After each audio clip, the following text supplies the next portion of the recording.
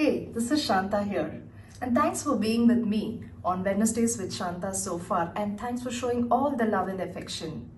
As we move forward, let us continue and unfold furthermore chapters of this book. Hi everyone, this is Shantha here and Ram is with me. Ram, I was going through this book. I've reached chapter 23 right now. Okay. And there's a nice saying, right? To watch us dance is to hear our hearts speak. And I think I can resonate very well to this dance festival called Khajuraho Dance Festival. So it got me more curious to understand before I delve deep into this chapter. Could you explain what this festival is all about? So, situated in Madhya Pradesh, Khajuraho possibly would be the place that every person who loves art, sculpture, music, and dance must go. I'm so happy that the government has found a brilliant location and they stage a 4-day festival every year and they bring artisans pretty much from all walks of life, primarily Indian, because they are promoting a Bharatanatyam, a Kuchipudi, a Kathak, an Odissi, a Mohiniyattam, musicians. There is a fusion, there is combinations of things. It's like, wow. Wow, you're making me more curious about it. It's also Khajuraho is a fascinating place with beautiful sculptures and it's a blend of architecture and history as well, right? So, if you've seen it personally, what do you feel about it? I've been to Khajuraho once Okay. and I spent about 3 days. Wow. They've got 4 different combinations and groups of monuments, primarily temples which were built. I think the dynasty was the Chandela dynasty, and the architecture is jaw-dropping. It's very, very intrinsic, and it is very, very, when I say intrinsic to the culture and the tradition, and what they have depicted is like from the walks of day in the life of a king, day in the life of a villager. Those kind of things are with precision that you cannot get anywhere. Wow. And I believe these sculptures are also very stunning, right? It is. It's got all combinations of a dancer. They have given minute pieces of it, and I'll give you one. There is a dancer which has been sculpted while in the middle of a dance, a thorn has got into her leg. She actually has her palm of the left leg lifted up. That's on one panel. And on the second panel, there is a person who is released the thorn from her leg. That is the level of detailing that they've got done. Wow, that's really amazing. I heard you talking about Chandela dynasty, right? Could you explain during what centuries were there? And So the Chandelas, I think, ruled or came to prominence around the late 8th century and then went on till about the 13th century. By 13th century, I think what happened is there was a lot of infighting in their own particular, the vassals that they had built into the kingdoms and their own particular subterranean combinations. That started disintegrating. But the zenith was between 950 and about 1075, where they built most of the temples that we know.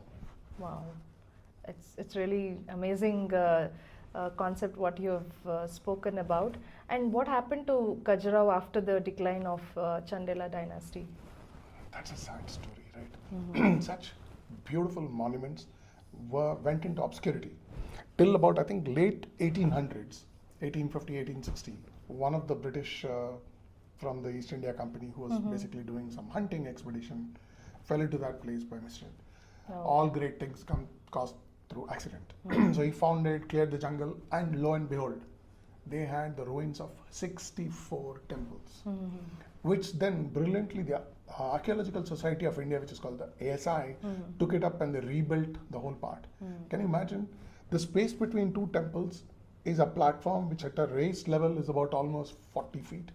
That's where the Khajuraho Dance Festival happens.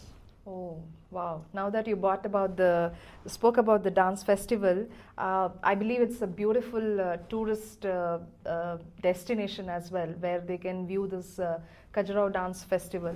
Could you tell more about this festival, Ram? So happens around the first quarter of every year. UNESCO World Heritage Site, so pretty much it gets attention, attraction, and funding from the World Bank and also the UN. They also have dedicated allocated funds which happen from India. I'm sure we can always do more. Yeah, definitely. And the invites are sent out every year with the whole calendar in advance, and there is themes that they take up in every year. I see. And also what I understood is this represents a confluence of history, architecture, art, and all of those, right?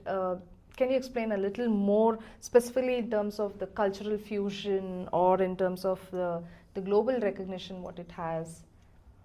So for the readers, I think it should be important to know that you brought in 5 different topics. Yeah. Culture is pretty much what has been handed down through traditions. The part of the architecture and the sculpture, actually dance schools take people for seeing what ornaments can be chosen for them, which they wear, because the intricate designs are very clear testimony to that. So people who are basically doing architecture go there to identify these particular temples, and the way in which the whole particular patterns have been done using the type of soapstone, which is so easy to sculpt, Yeah. but it doesn't last long. Yeah. But it survived 7 to 8 centuries. Yeah. So the point of culture, point of dance, it's basically a platform for inviting multiple levels. So we spoke culture, we spoke architecture, we spoke about the beauty of the place, and then it's a great tourist attraction. Definitely. Times of the year when it is basically cooler, between more like November through March, is the best time to visit. See, we are promoting tourism. Yeah. But the book is possibly got to be understood that it is an art form which is here to stay. Yeah. They have done about 46 years of it so far. Oh, okay. And during what period of the year does this festival happen? Yeah, like you said, I mean, I gave you only the quarter. Last year, I think it happened between the February 3rd to the February 6th. So literally 4 days in the January festival. January, February, we need to just keep looking at it. The part of. Okay, understood. And it sounds like a celebration of India's spirit and essence, right? How does this festival reflect the contemporary Indian society? Okay, so like we said, right, they take themes and do this every year. So they take themes, I think off late in the last 2, 3, 4 years, I read that they basically took up something like gender equality. And then there is a basic level, they celebrate women as a goddess. So in India, Shakti is celebrated. That's the source of life. So Nari Shakti, which the government slogan also goes with, is also found a lot of flavor into the type of themes that they blend with. They also do inequality. That is the primary part. And then the idea is, when it's dance, it doesn't matter what class of society you come from and what is your richness or poorness. Exactly, yeah. It's just dance, music, and festivities. That you rightly said that, Ram. And next question is about: is this just a dance festival, or does it involve even the musicians or the local artists within Khajuraho? So what they do is they normally bring in musicians, vocalists, and to give the encouragement to the local artisans, they also promote this as a local festival so that people from the places in and around Khajuraho, they could possibly find this as a stage for them to get into the world stage. Since you spoke about the world stage, does it also have international acclaim? Oh, this is a very big festival. In fact, quite honestly, if you don't book tickets in advance, there's a chance that you may land up there but not have a place to stay. Wow. It is very, very big. So one of the performing artists from United States called Dr. Janaki Rangarajan, whom I know well, she has performed that in at least 3 to 4 times in the last 6 years. Wow, that's amazing.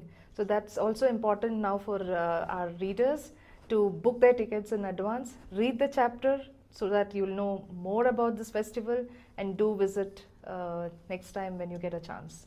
Thanks, Ram. Thanks for letting us know about it. Thank you so much. Thank you. Thanks.